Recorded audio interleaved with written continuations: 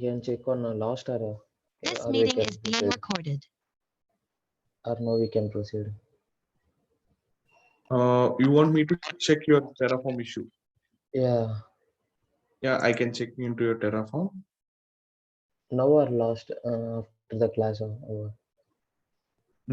If it's okay for me to. Yeah, okay. I just taken the output in another page document.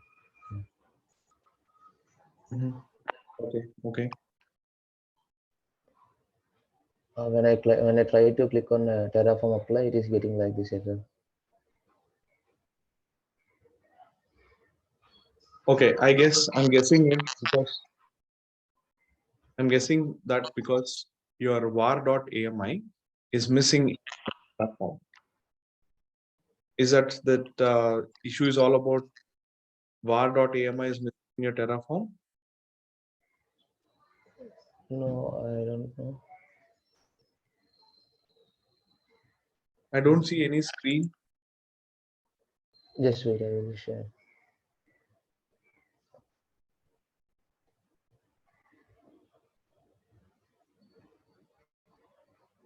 Yeah, are you able to see my screen? Yeah. When I try to apply the Terraform apply command.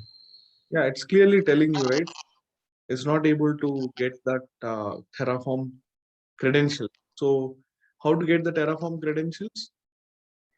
How do you go and get your Terraform credentials? When you're applying, Terraform is expecting the credentials from. Okay. So in order to get those credentials, what you have to do, you have to go to Terraform. I'll open up my screen. I'm taking the screen control from you. Yeah. Azure Terraform. So if you look at the Azure Terraform, Terraform is expecting credentials from you. So use those same credentials which you have used for Packer. One credential is required using Azure Service Credentials.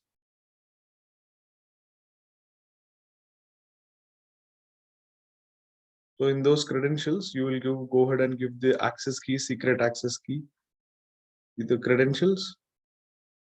You'll get those credentials, right?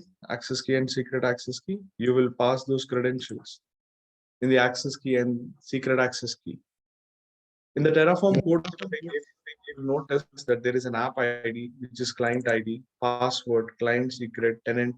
These details are embedded. Using those details to do a log. I have given the same details only, Kumar. But you have to put it in a JSON code. Yeah, I have given the same thing. Service principal.json. I have given that all the credentials into that, and but I have given the credentials from day before yesterday. I mean, day before yesterday, I have created the Packer. Yesterday, I have taken the Terraform. So is it applicable, or again I have to do the Packer also? Packer is so nowhere Packer is coming here now. The issue is all about credential. It is telling those credentials are missing. So what you do, you double check those credentials are still available in your account. If not, go ahead and create a new set of credentials for Terraform also, like you have created for your Azure. What do you call it as for Packer you have created? You can go ahead and create Azure AD, create role base, role equal to contributor, subscription, your subscription ID. Then you will get those credentials. You take those credentials in your Terraform and put those credentials in your Terraform and run that script. It is telling you it is missing your credentials for Terraform. That is the point. Double check, it will get through, or create a new set of Azure credentials service principal for you. AZ, AD, service principal, create a role-based access control, RBAC, role equal to contributor, and scope equal to subscription inside your subscription ID. Do check it out. Can you please send that copy the command and send me? Yeah, I'll give you the link. Okay.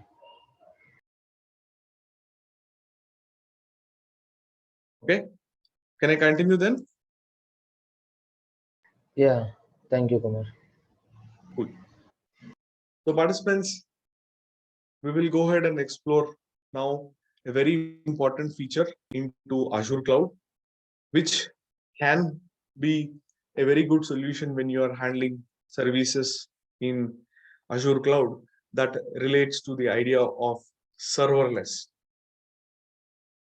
Because till now, whatever you have seen, participants, it's purely server-based solutions. What is meant by server? You have provisioned a server. For example, if you go to the resource section, we have been provisioning servers. Everywhere we have provisioned our servers, VMs, virtual machines. But these days, very, very interesting solutions have come up and they have become very, very popular. Serverless have become very popular. Now, what is serverless and how it is important to us? As part of Azure engineering, you will come across a lot of scenarios where these serverless solutions are also being used. So let me give a real life example that you can relate. So participants, hope you people might have used Adobe document to PDF or PDF to document. You might have used Adobe services to convert documents to PDF over the internet. Like you put up a file and that file gets converted into Word, from Word to PDF. Everyone, are we good? So let's assume that Adobe is hosting their services on a cloud provider like AWS or Azure. So in the backend, let's assume that there are a couple of servers, 2 servers that are doing this job of converting your servers. First server and the second server doing this job. What they do, they receive your document and they help you to turn these documents and convert these documents into a PDF solution. Job is done. So participants, what will happen if these 2 services or if the service is done? What is the nature of these 2 instance people? What they are trying, what is that they are, after your PDF is done, after you do a file upload, you have uploaded a file from here, you have selected a file, this file upload is done and you are converted to PDF. Now tell me participants, after this processing is done, Word to PDF is done, what is the state of this machine? What is the state of this machine? What is the state of this machine? Anyone? Any guess? Any guess? No, Kumar. Participants, don't you guess? You should be guessing that this machine is going to be idle, right? What they will do if there is no work for them to do any conversion? See, if you upload, then only it will convert. Otherwise, what it will do? It will remain silent or it will remain idle. There's nothing work for it. Are you able to relate now, participants? Hello? Participants are able to relate? Yes, Kumar. If you give a file, then it will convert. Rest of the time, it's going to be idle. So participants, tell me frankly, if go ahead and do a little comparison, 100% of the utilization, can't I go ahead and say only 20% of the time I'm able to utilize my instances, 80% of the time it's idle? Only 20% of the time you are using it and 80% of the time it's idle? Yes, Kumar. Now, participants, for 100% we are paying to Azure and we are only using 20%. That is my point. We are only using up to 20% of the utilization. Remaining 80%, we are not utilizing, but we are still paying to Azure. Even the Adobe will go ahead and do the same thing. Adobe have to pay to Microsoft Azure, though they are not using it. So Adobe says, why should we go ahead and pay to Azure when we are only using 80% remain unutilized and only 20% we are paying. The question remains, what should we do now? That means I need to go ahead, find a solution. Whenever user does upload a file, then PDF to be done. That means only that time for processing, maybe the time for processing is 1 minute. 1 minute I will run my compute services to run my processing is only for 1 hour. Rest of the time I don't run at all because there is no file upload. If the processing is taking 1 minute, only for 1 minute I will run my computer services. But I cannot go ahead and start and stop participants, or Adobe cannot go ahead and stop these services, start the machines for 1 minute and stop the machines for 1 minute. They can't do that. For 1 minute, they cannot start a machine, stop a machine. That means they should start adapting to a solution where they should not be using any server. They should not be using any server, no server. And that is where the idea of serverless came in. Serverless means there is no server in the background for you. So the driving factor is that people, especially these kind of processing jobs, what people they do is they write the code. This is not your job. The people who do this conversioning, they will write the code for you. This code needs to be running somewhere. That is where we call it as function. We run a function. We run inside a function. What is function? Function is nothing but it will execute your code. Like a hello world code, it will execute.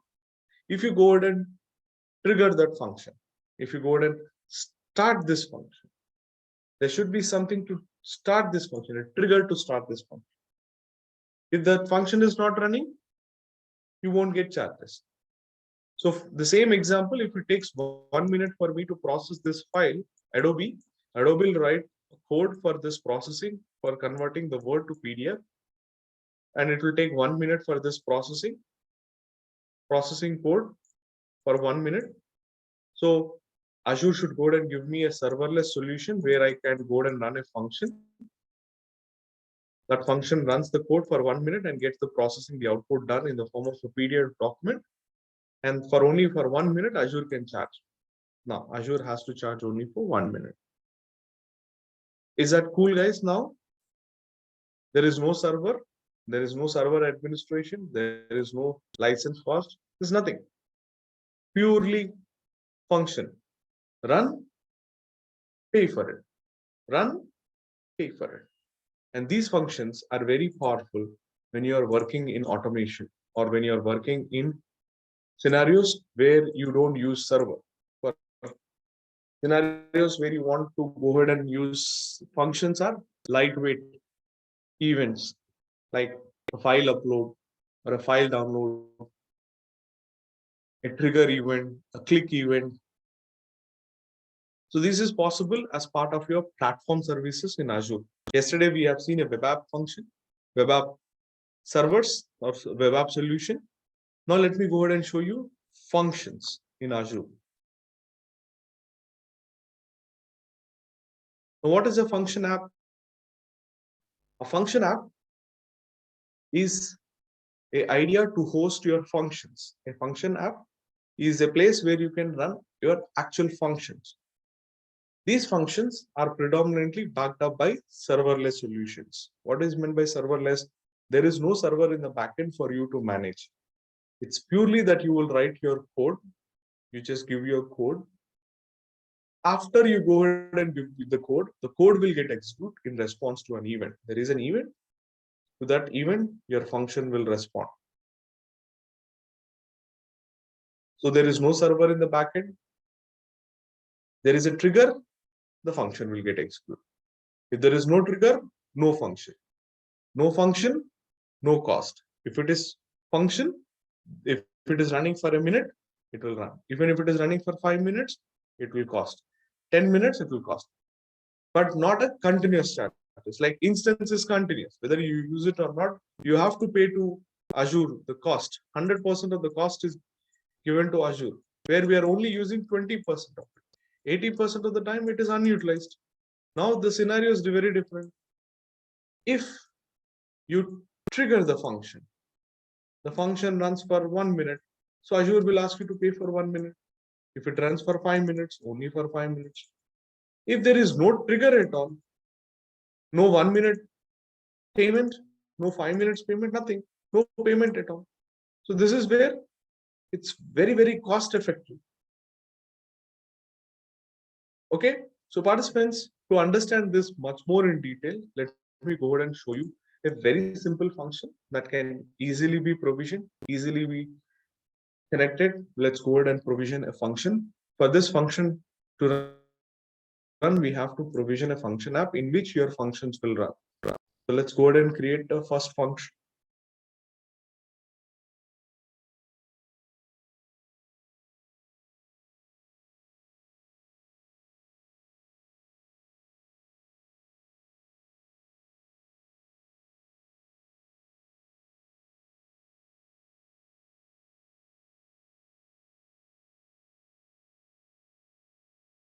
So if you look at the definition of a function, create a function app which lets you group functions as logic unit for easier management, deployment, or sharing resources. Functions let you your code execute your code in a serverless environment. That means there is no server for you where it will execute your code in a serverless environment without having to create a VM or publish a web application. That is the very better aspect of a function. So it starts by associating our function with a subscription and a resource group. Give a name for a function. So SSAD cloud function app. Yeah, it's not available. It's not taken, so it's available for me to use. In this, I would like to go ahead and use, for example, let's start with Python for now. And you don't need to be remembering Python code. You're not required. It's just that I'm just using a Python code, a code that where we will run. And version of the Python 3.9 Central US. Linux is the operating system based upon the runtime stack you've chosen. If you've chosen .NET, it will suggest you to use Windows. Right now, let's keep it as Python, Central US, Linux. Plan, serverless. We don't provision any servers. So with this input, I can go ahead and create it. Hosting in the sense, when you want to go ahead and execute your code execution have to be taking place inside the function. So where does you put your code? A storage account is required. So it is asking, do you want to go ahead and create a storage account? Yeah, I'm interested to go ahead and continue a storage account where I will keep this code for executing my function. I will keep that code. Then a little bit about networking. It's disabled for us. Monitoring, if you want to do a monitoring, let this function to get monitored. Deployment of the code, you can use even DevOps here. But at this moment, it's disabled for me. And then tags, review, and go ahead and create a function for now. So function app is getting created, not the real function app. Inside this function app, you will create your various functions. So very simple function I'll give you. The function goes like this. I'll give you a URL. If you put your name, it will respond with your name. So the idea for this function app, I would like to demonstrate is people that is not valid according. I can see the inner. Not valid procedures. See for inner details. Why? What is the issue? Validation failed for resource. Linux dynamic workers are not available in the resource Kumar group. No problem. Let's go ahead and change the resource group.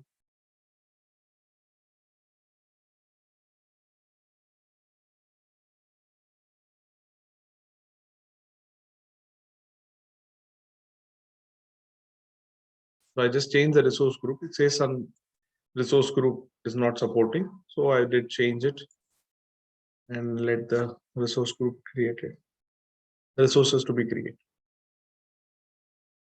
So I wait for a minute, guys, even if this is submitting the deployment.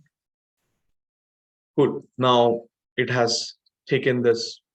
So what is my demonstration? What I want to demonstrate is that participants is that I will go ahead and create a link for my users. There's a link, a HTTP link that I will go ahead and create. If you visit this link and if you go ahead and give input with regards to your name, right? I want the output to be given to my users. There should be an output column. Say, hello, the name that you have given. This is the output that I'm expecting. When I will get this output, when I'm supposed to get this hello output, because the link behind this link, there will be a code. I'll write a simple Python code. That Python code will go ahead and get executed. Where it will get executed? Inside this function. Inside a function, it will go ahead and execute. It will execute the code and it will give you output. Participants, tell me when you should get this output. When there is an input. What is that input? You clicking that event. You click this link. What is that link? The HTTP link, which is given here. That means your click is an input. Hello name is an output. If there is input, then only there is an output. If there is no input, there is no output. If there is an input, that input will go ahead and become the processing for my code, and code will give me an output. So in that way, I'm able to execute a function, and I'm going to go ahead and only pay if this takes hardly 1 second. Microsoft, I have to pay for that 1 millisecond, 1 second. If this process takes maybe 5 seconds, I have to pay to Microsoft 5 seconds. And in the background, Microsoft will not provision any server for me and ask me to pay for that cost. But in yesterday's scenario, participants, you might have seen there was a web app service which was provisioning a server for me. Hope you guys remember it was 1.75 GB with some 10 gigabytes of storage. That was a server that I was actually getting. B1 was the plan that I've used. You guys are required to use free if you're using provisioning. I used B1, 1.75 GB was the RAM, 10 gigabytes was the storage for me. That was a server based solution. Now, this is a serverless. There is no server at all in the background. Everyone, are we clear on the principle? Everyone, are we clear on this principle? So when there is an input, you click that input will go ahead and trigger your HTTP.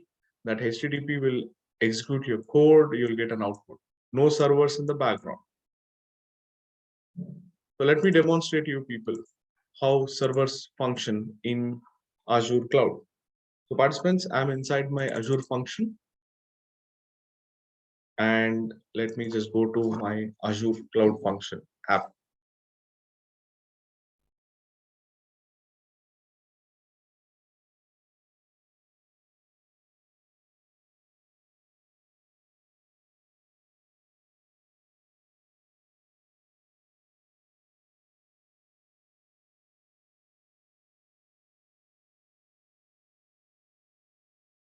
Right.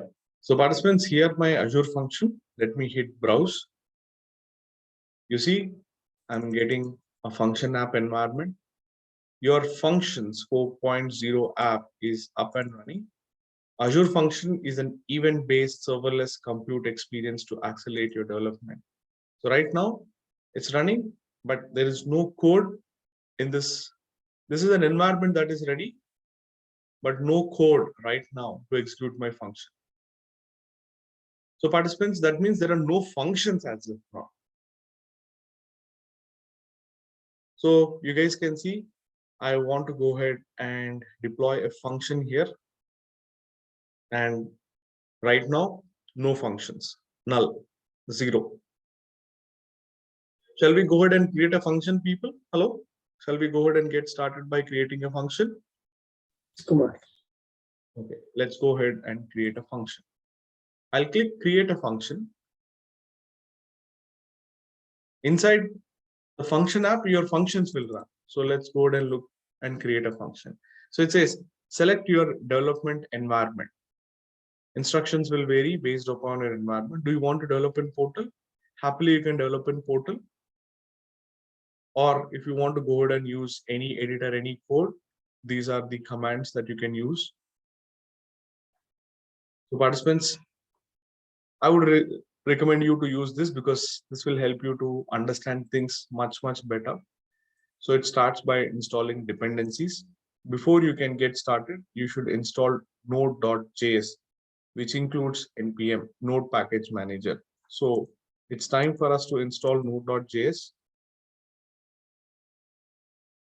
Okay, so let's go ahead and install installer to install node.js and npm.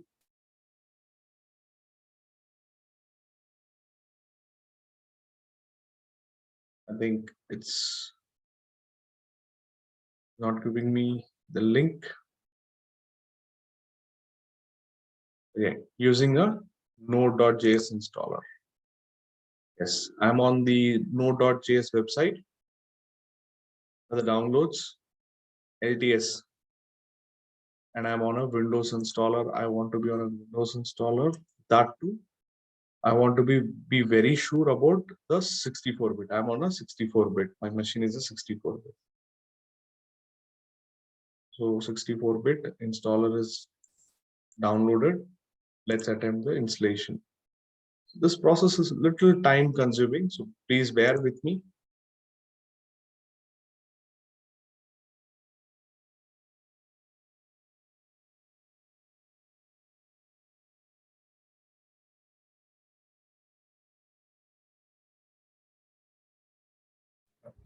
Kumar, did you install the node.js file inside that VM or local?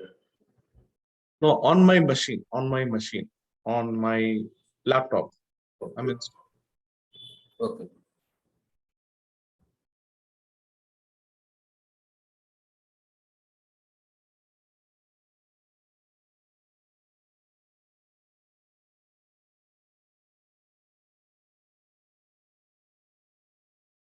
yeah.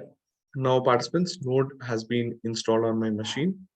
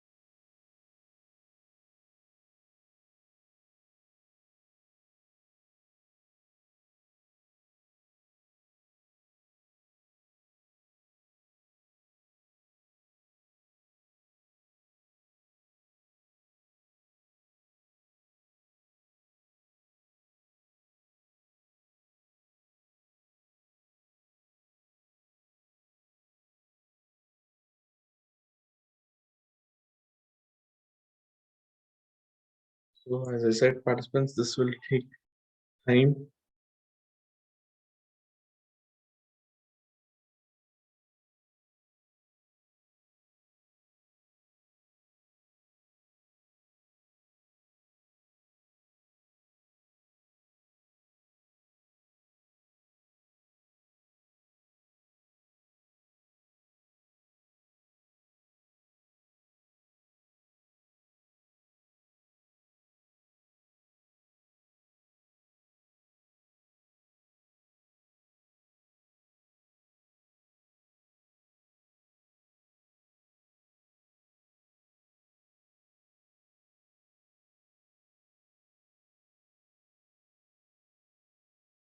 And done. So participants, with this, my node.js installation, which was a dependency, is done. So let's go ahead and confirm whether we were able to go ahead and get the node.js installed on our machine. So let me go ahead and create a new workspace.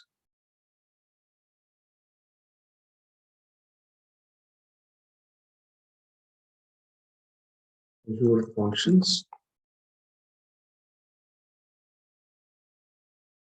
I'll add folder. This is Azure Functions. And from the terminal, I'll go ahead and check. Is that Azure Functions inside this is npm install. Yes, npm is clearly up and running, people. It's installed. So what is that next step I have to do? I have to go ahead and get my Azure Functions related npm package.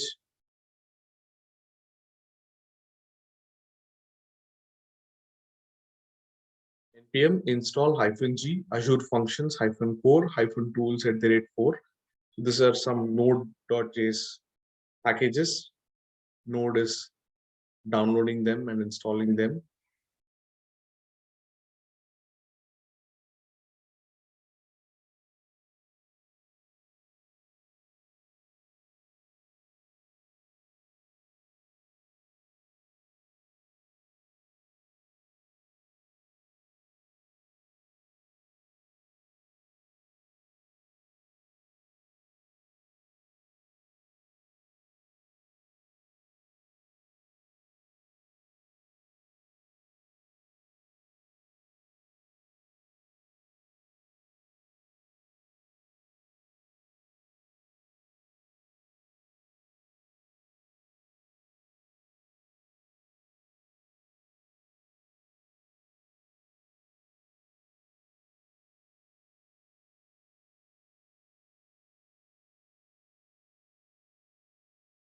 Okay, now once it is done, npm is installed, then we will go ahead and start with function. Function, can you go ahead and create me my environment initialization? It will start initializing. So function initialization is not supported here. Let's do one thing. Instead of partial, let's go ahead and use a command prompt. So function, can you initialize it?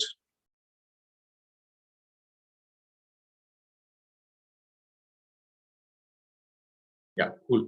Now it is asking me, what is that environment that you want to use? I want to go ahead and use Python. So it will go ahead and download the Azure code for me. After that, what I have to do is it is asking me to go ahead and create a new function app. This will prompt you to choose template for your function. We recommend using HTTP trigger for getting started. Okay. Function, after you initialized, can you go ahead and give me a new function app, a template to start?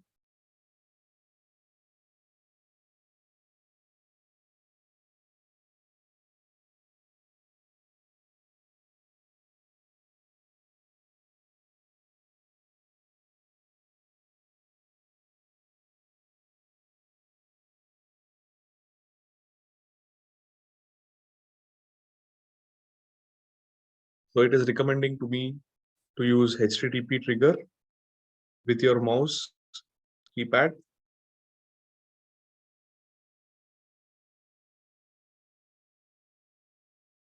Use HTTP trigger, give a name. This is AD Cloud HTTP trigger, name of the trigger, and it's done.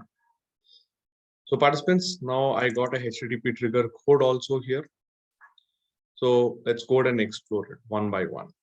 So HTTP cloud is the name of the function that I gave.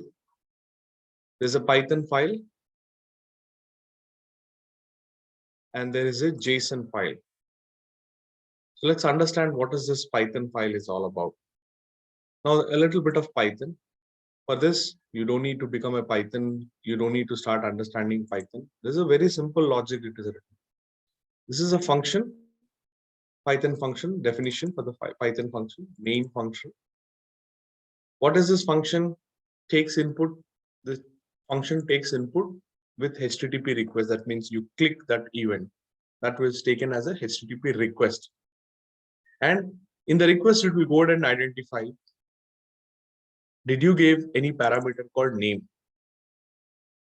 If you gave a name, it will go ahead and return saying, hello name, your function is being triggered. That means it is processing your code. This is the code it will process. It will process your code. If you didn't provision your name as input, it will go ahead and process an output saying that, hey, pass your value, man, pass your name so that it will respond. So in order to respond with line number 19 as a response, you will pass the name. If you don't pass the name, you should get this one. So for 19 to execute or 22 to execute, there should be some compute function to run. That compute function is running inside Azure Function app as part of the Azure Function. So that is the one that I want you to understand. So if you look other functions, so what makes this functions to start? This function is expected to go ahead and run your Python code, a script file which will execute your code. Where it is binded with, is just binded with HTTP trigger for the function that is coming in. Right? It will go ahead and trigger in the direction it is coming in. For the coming in, it will go ahead and get that HTTP type of it is expecting is HTTP type, direction that is coming in, and you can expect the direction out or return. What is a return? The return is the output that is coming out of this execution. Okay, a little bit of ignore code getting started. He has given some ways to start. He has given some JSON code for your local hosting. If you want to practice it locally, or if you want to set up this function locally, you can do that. But our focus is not on local. If you want local execution also, partner, let me show you the local execution. So let's go ahead and execute this local function. Can you start this project for us? Found function 3.11. Okay. Instead of spending time on local, let's deploy this into the cloud. It's for the local practice. My local is now 3.1.0. Now I have to go ahead and use a virtual environment to do all that stuff. This is unnecessary at this moment. So let's go ahead and deploy this into cloud function, Azure function app, publish this function into the project, into the account. So what is my option? What is my plan is go ahead and deploy this function there into Azure cloud, directly into the Azure cloud. I don't know what is that slash object, comma object. Now it is deploying into the Azure cloud. And from there, we can go ahead and practice. Or why should we spend time on this part, which is local? Let's go ahead and directly deploy into cloud, because ultimately it is something that we have to deploy it on cloud.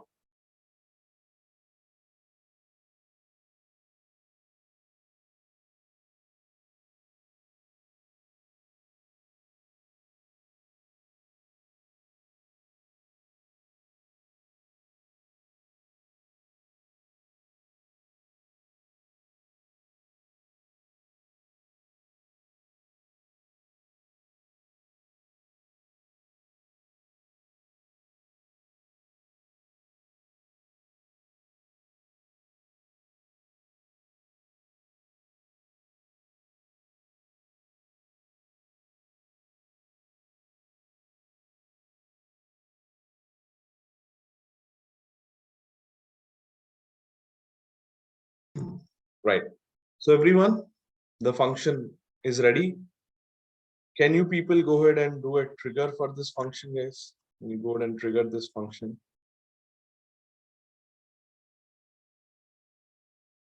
Can you go ahead and trigger this function?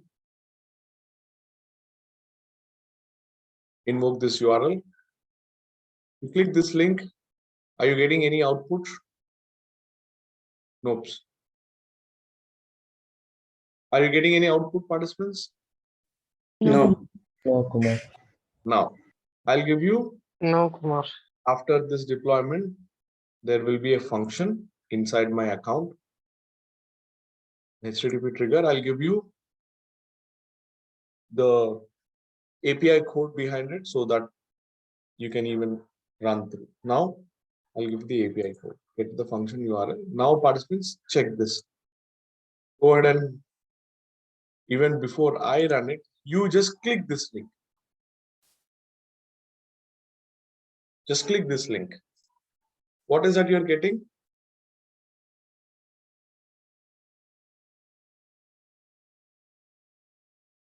I'll go along with you people. It is showing executed Yeah. successfully. Yeah, it is executing. But what it is executing? It is giving you saying that, hey, your execution is success.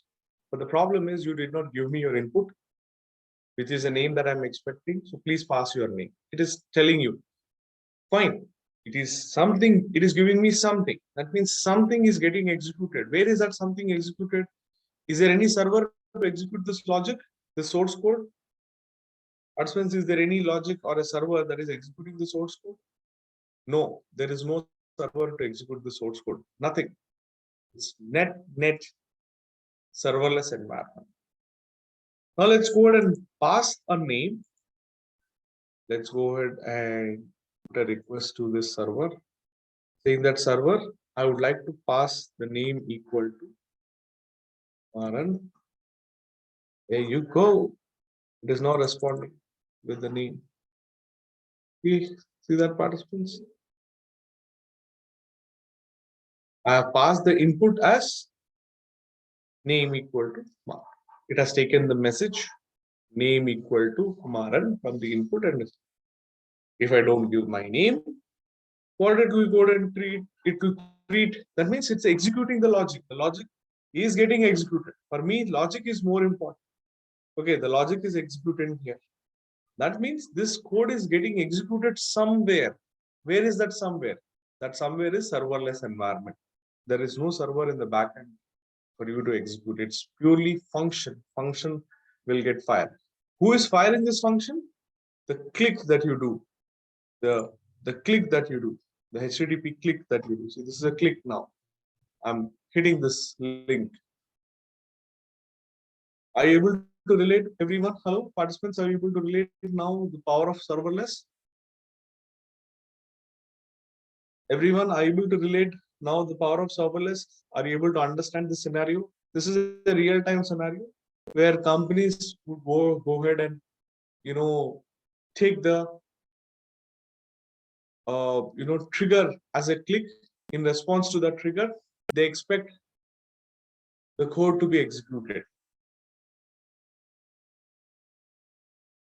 Everyone, are you with me, people? Hello. And if you want to understand the logic of how much time, you can even go and check the execution time here.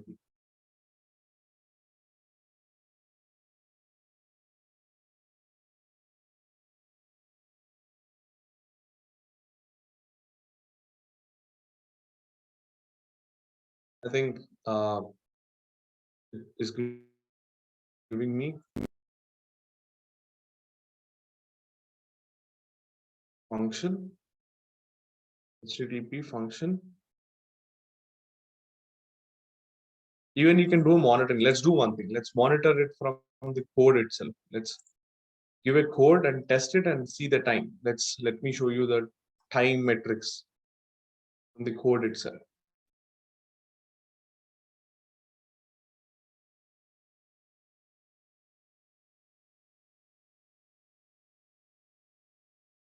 Have a look into the inside people. So let me just go ahead and execute it.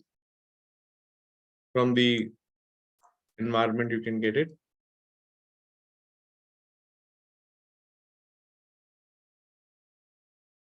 Let's test and run. And let me pass the parameter as name. Name equal to Mr. Maran Raja.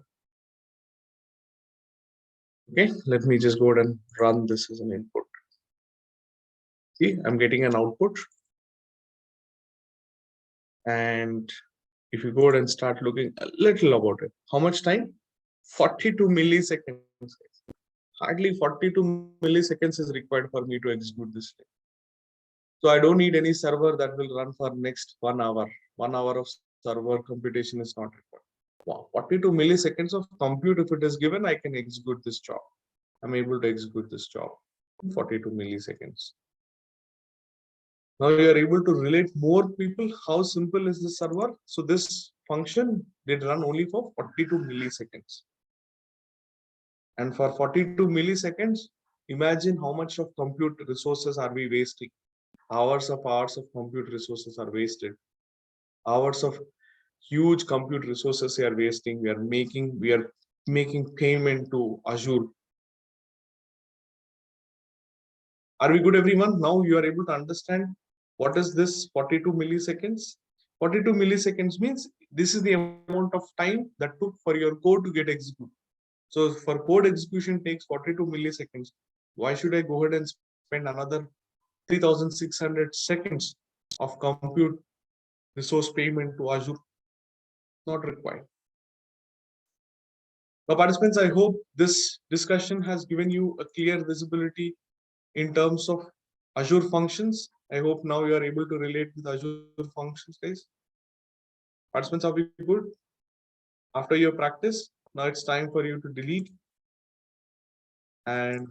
delete your function app. If you want to continue, you can continue using the function app. Participants, are we good at this moment? Delete your function app. Name of the function app and delete.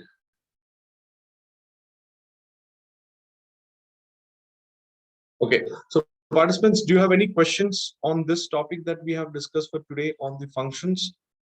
Everyone, are you now able to relate with the power of serverless? Participants, if you get time, do a little research on the internet regarding the use cases of serverless, Azure serverless solutions, Azure functions, where they can be used, and come back to me tomorrow, people. Thank you.